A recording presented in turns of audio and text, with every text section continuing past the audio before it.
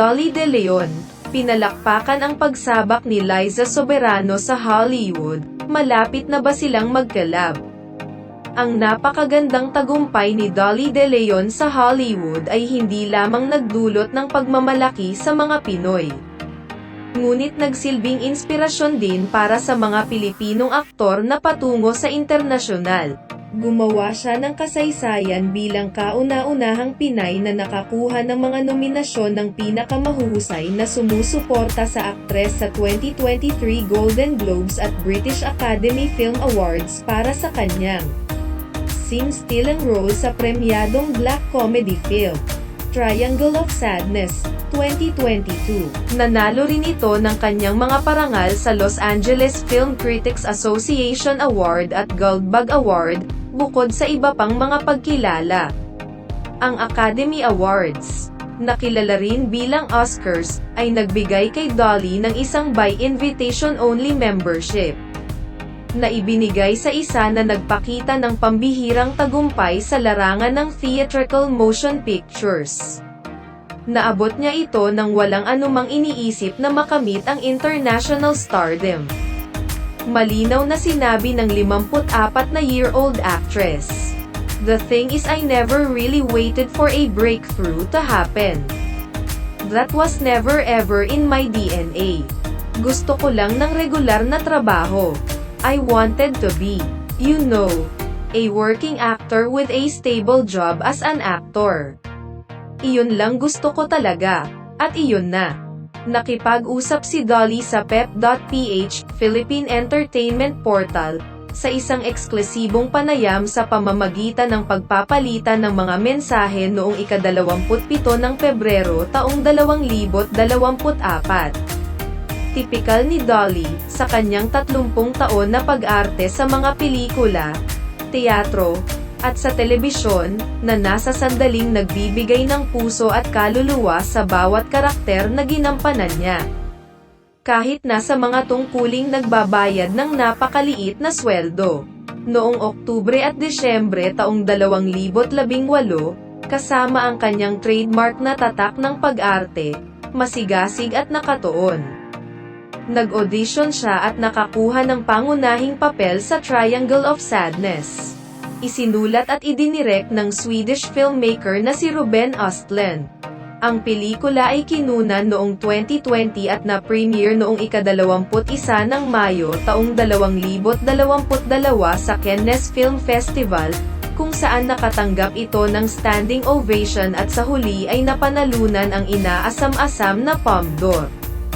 Ang pelikula ay mula noon ay nakakuha ng higit pang mga parangal at nominasyon mula sa iba pang prestihiyosong award-giving na mga katawan kabilang ang Oscars, kung saan nakuha ni Dolly ang atensyon ng mga kritiko sa kanyang kinikilalang pagganap bilang isang toilet manager, na ginamit ang kanyang mga kasanayan sa kaligtasan ng buhay bilang pakikinabangan sa kanyang napakayaman na mga kasama sa cruise, nang itapon sila sa isang malayong isla. Ang pag-arte ay trabahong gustong-gustong gawin ni Dolly, at ang pagiging natural dito ay isang regalo mismo. Kaya, para sa lahat ng mga parangal at VIP treatment na iginawad kay Dolly para sa kanyang pagganap sa Triangle of Sadness, ang pelikula ay isa pang proyekto para sa kanya. Sinabi niya, "Ang nagpapanatili sa akin ay ang pag-iisip na ang lahat ng ito ay maaaring mawala, at ang lahat ng ito ay pansamantala. Kaya sinusulit ko na lang ang bawat minuto ng panibagong buhay na ito ngayon. Pinaalagaan ko ang bawat sandali na sinusulit ito at ginagawa ang aking makakaya." Para kay Dolly, walang ibig sabihin na maliitin o ipagmalaki ang pagsang-ayon ng mga foreign award-giving bodies para sa kanyang husay sa pag-arte. Lahat iyon ay nagpapataas ng pag-asa sa kanyang mga kapwa-artista sa local showbiz, lalo na sa mga matagal na niyang hinahangaan at iginagalang. "Yun actually ang dream ko. Para sa lahat ng aktor na may passion for their craft to be able to work in other cultures, to work in other worlds of cinema. So that, you know, they experience it." and that they grow and that they hone their craft. Dahil ang tanging paraan upang talagang umunlad sa kung ano ang ginagawa namin ay upang maranasan ang iba pang mga paraan ng paggawa nito sa iba't ibang kultura. Ganito talaga ang naramdaman ni Dolly kay Liza Soberano nang mag-Hollywood debut ang 26-na-year-old actress.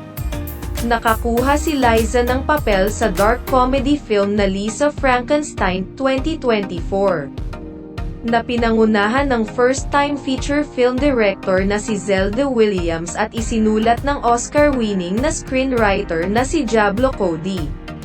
Sa isang panayam na na-upload sa YouTube channel ng Universal Pictures noong 3 ng Pebrero, ipinahayag ni Liza ang kanyang paghanga kay Dolly na lumabas sa parehong video bilang kilos ng suporta bago ang world premiere ni Lisa Frankenstein sa mga sinehan. Sabi ni Liza, "Na-inspire ako sa mga taong tulad mo na patuloy na nagsisikap na itulak ang sobra na nagsusumikap para sa kadakilaan sa lahat ng iyong ginagawa, at gusto ko rin iyon para sa aking sarili. Kaya narito tayo ngayon, Ms. Dolly." Last February 5.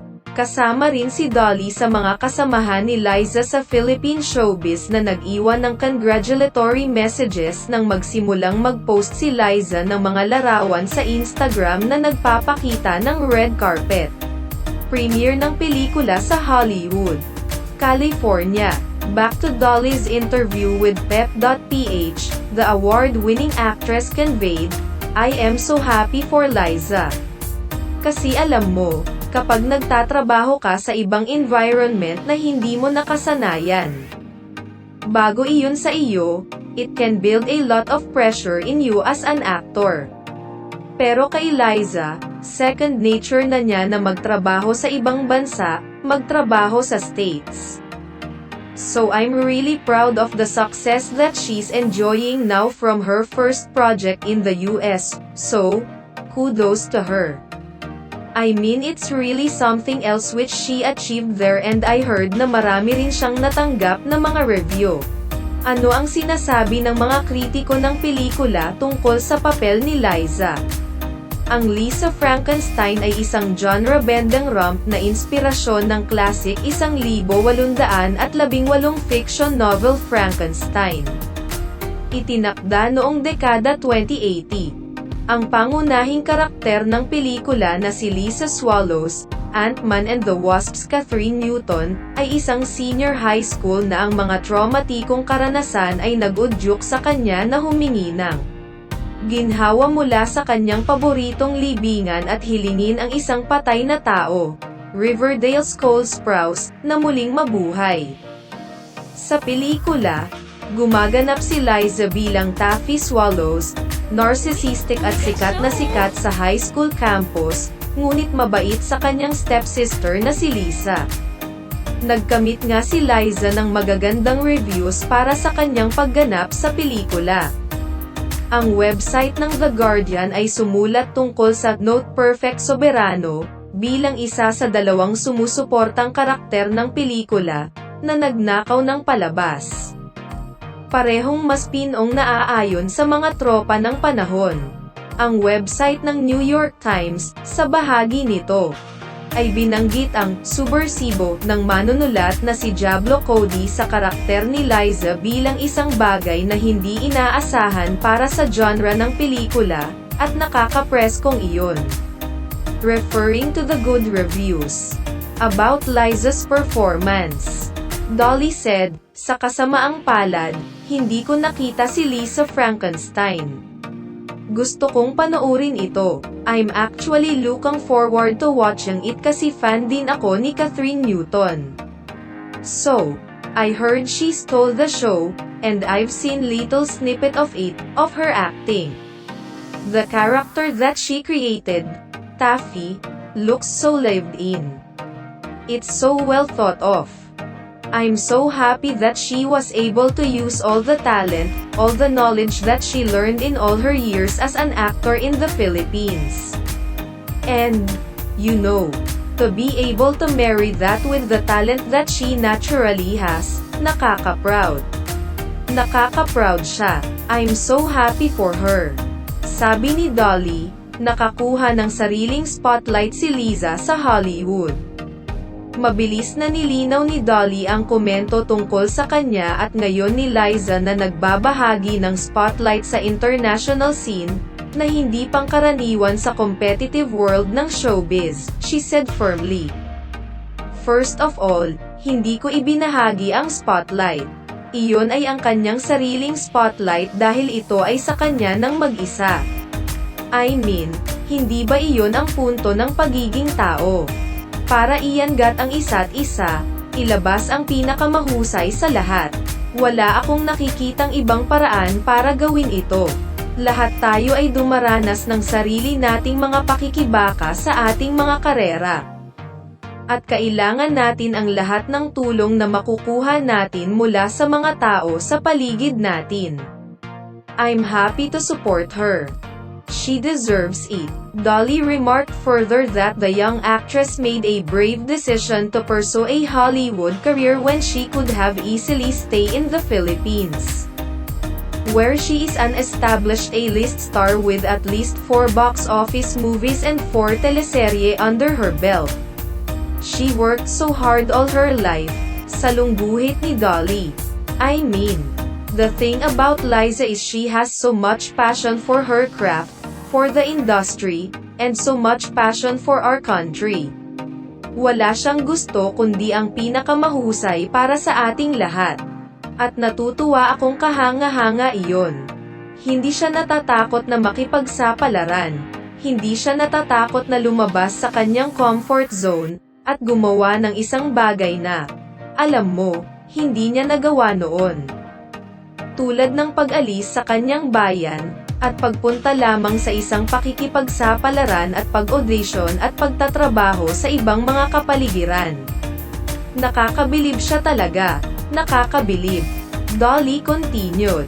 So, parang wala ng ibang way, kundi ay angat ang isa't isa. Ano ba yung point nung ipapakilala natin sa kapwa, yung mga colleagues natin yung success that they deserve? Lalo na sa isang tulad ni Liza, na pinaghirapan ito. Hindi naman siya umupo lang at hinintay na dumating ang grasya. She deserves all the success that she's getting. Dolly didn't even see herself fit to coach Liza. Wala akong maibibigay na advice sa kanya kasi she's doing a great job. Hindi niya kailangan ng advice ko. Mas mababa, I mean. Alam ko naman na mas matanda ako kaya inaasahan ng mga tao na bibigyan ako ng payo sa mga nakababatang aktor. But honestly, she doesn't need it. Alam na niya. Alam na niya kung anong dapat gawin. Alam na niya kung ano yung kailangan niya. I mean, na-achieve naman niya. So, wala akong mabibigay na advice sa kanya dahil may wisdom pa siya sa akin. Sa pagbanggit sa 4 na pelikula at 4 na teleserye na pinangungunahan ni Liza para sa ABS-CBN, sinabi ni Dolly, "She's been in the industry since she was a kid. So siguro siya ang dapat magbigay sa akin ng advice." Sina Dolly at Liza sa iisang project. Nakatrabaho ni Dolly si Liza sa 2018 kapamilya primetime series na Bag-Ani at ang 2019 na pelikulang Nag-iisa, Magkasama, kung saan kapwa nakasama ni Liza ang real at real-life sweetheart na si Enrique Hill. Recalling her previous encounters with Liza, Dolly elaborated, "Technically, once ko pa lang siya nakakatrabaho.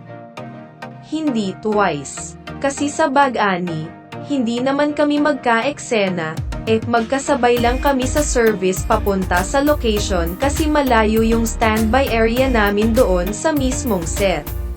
So, nakasakay kami sa same van papunta sa set.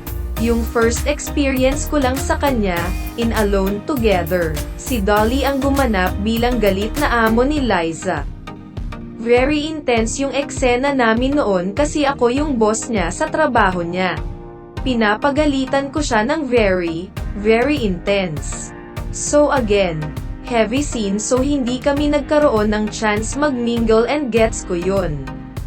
As in I totally get that. Halos wala ng chance na magka-bonding sila sa set noon. Alam mo, when you're playing a lead part in a film, in a major production, there's a lot of pressure on you to deliver, especially if it's an emotional scene. So, I was able to parang congratulate her after the scene that we did and kinongratulate rin niya ako. Nagpasalamat kami sa isa't isa sa pagtulong sa isa't isa sa eksena. Posible bang magtulungan sila sa hinaharap? With much enthusiasm, Dolly answered, "Of course, yeah. Sana magkaroon ng opportunity to work together. Malay natin soon."